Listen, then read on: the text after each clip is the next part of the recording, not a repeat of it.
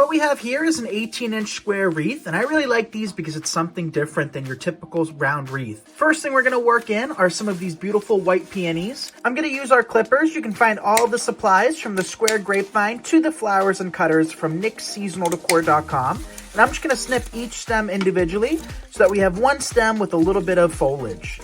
I'm going to add a generous amount of hot glue to the base of these stems, and then I'm going to be really particular with my placement. I want to make sure that it grabs onto the grapevine to prevent it from slipping out, so make sure that you're holding onto the grapevine with that hot glue and that it's anchored to the stem. And all we're going to do is just take our flowers and start filling in. And I'll place one more piece here. And notice that we have like a little setting of all of the flowers kind of placed evenly. One thing I want to mention too is that the flowers are not touching. If you end up placing them too close together, it can kind of look like one big flower, and we definitely don't want that to happen. Now I'm taking some of the stems from that same bush that just has mixed greens, and I'm just going to take those, I'm going to place them between the peonies. So I'm going to just take these and start filling in. And since we've kind of already set the stage with the amount of products, we're not going to really extend too far past these. So we're going to kind of stay within our guidelines here, and then a few pieces can kind of jet out every which way so it doesn't look as full and bulky. And our final piece, I'll lift up that peony and tuck it in underneath. And that is it. We can work in more if we choose. I think it looks beautiful as is. So let me hang this up and show you the full effect. And here is how it turned out, you guys. I absolutely love it. So we used a peony bush, an ivy bush, and a square grapevine wreath, and that is it. You can find all of the supplies at nicksseasonaldecor.com. Feel free to work in a picture frame in the middle, use whatever flowers and greenery you have on hand, or you prefer for your own home. Grab a couple plastic bowls from Dollar Tree. I'm using some really strong glue to attach 2 large bowls together, and then 2 small bowls together. And then I'm going to place the small ones on top of the large ones, and we're going to start to get the shape of a rabbit. I picked up this foam kneeler from Dollar Tree, and I'm going to trace the shape of a bunny ear on this, and then I'm going to cut it out with a craft knife. To finish it off, I am going to glue the foam ears to the very top. Before moving on to the next step, I'm going to let all of this glue dry really well. Now to add some moss. I tried gluing this to these bowls a couple different ways, and the best way that I found is actually just using basic white glue. I'm painting it on with a paintbrush and then just adding the moss one section at a time.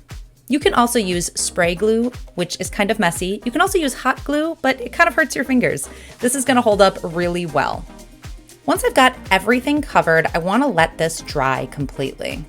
Now, to give this kind of an even coloring, I'm going to take this outside and add a coat of green spray paint. This is just going to cover any of the gaps where you can still see the bowl, and it's going to give all the kind of moss the same color.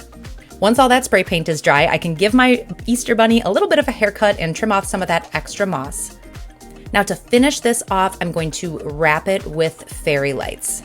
I'm going to take my whole Easter topiary and place it in a really heavy flower pot, tuck the fairy lights in the back, and I can put this on my front porch for Easter.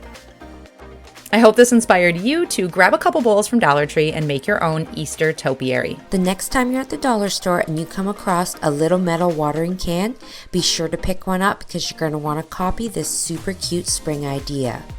I began my project by taking my drill with a small drill bit, and I just made the watering can holes on the spout a little bit larger so that I'm going to be able to squeeze some fairy lights through these holes. Once I had done that, I took my string of fairy lights.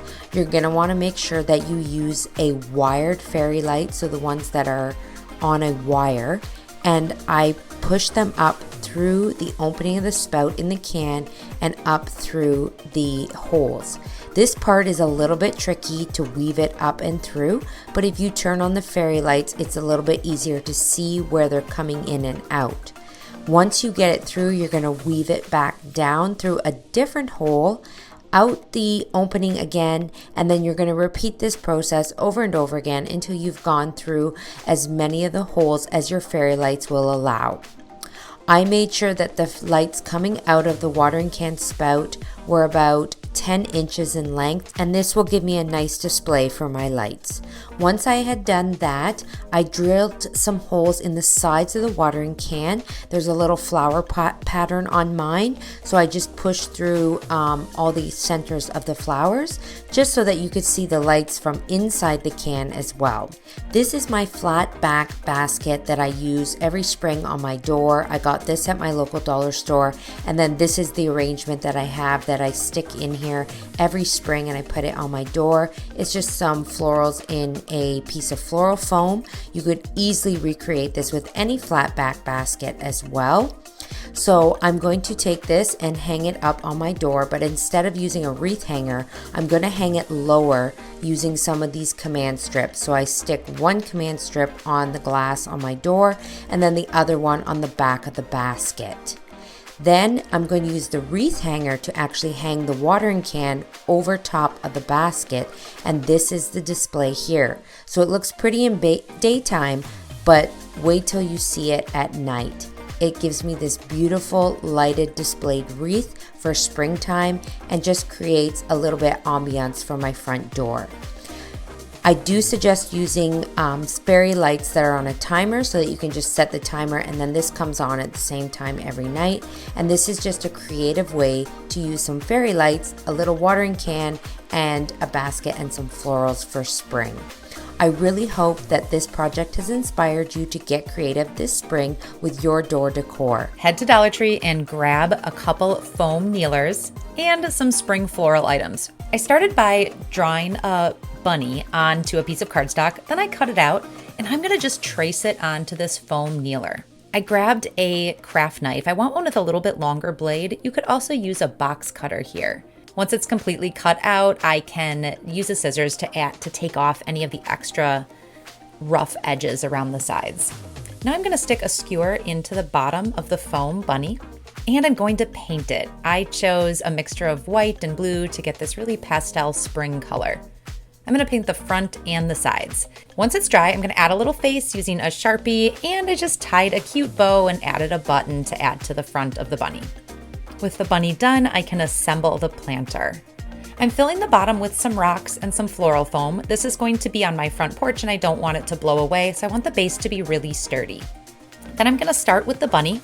It's on a skewer because I can stick it right into the floral foam and it's gonna stay put. Then I'm gonna add a variety of floral sprigs all around it. I'm choosing to put some grasses in the back and some blue and white flowers in the front. I really like these little Easter eggs on sticks. I can plop those in around, and this is perfect for spring and Easter. I made two in slightly different color schemes, and I can use them inside to decorate, or I can put them out on my front porch as an early sign of spring. I hope this inspired you to head to Dollar Tree, grab some of those foam kneelers, and turn them into cute bunnies to make a spring porch planter.